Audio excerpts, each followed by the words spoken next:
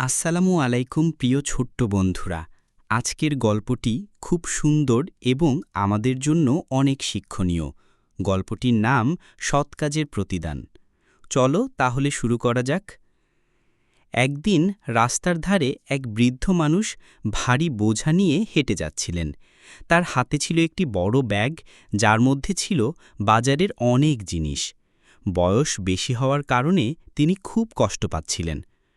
পাশ দিয়ে অনেক মানুষ গেলেও কেউ থামল না, সবাই নিজের কাজে ব্যস্ত ছিল। ঠিক তখন রাস্তা দিয়ে যাচ্ছিল ছোট্ট একটি ছেলে, নাম তার হামজা।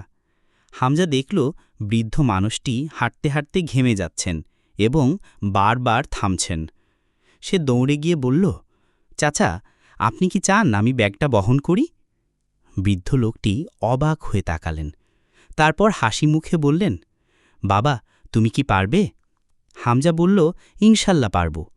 সে ব্যাগটা কাঁধে তুলে নিল এবং বৃদ্ধ লোকটির বাড়ি পর্যন্ত পৌঁছে দিল।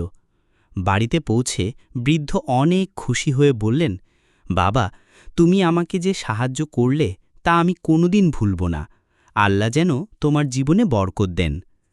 হামজা হেসে বলল, চাচা, আমি শুধু আল্লাহর জন্যই করেছি, আমি কোনো প্রতিদান চাই না। কিন্তু আল্লাহর রহমত দেখো। কিছুদিন পরেই হামজার পরীক্ষার ফল বের হল।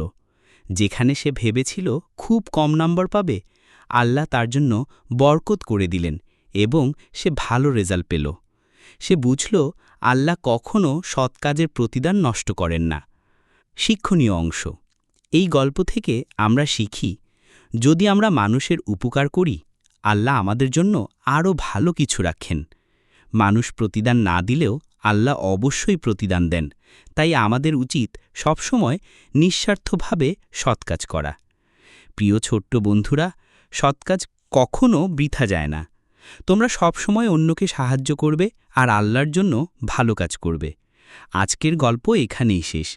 ইনশাল্লাহ আবার দেখা হবে নতুন একটি শিক্ষণীয় গল্পে। আসসালামু আলাইকুম।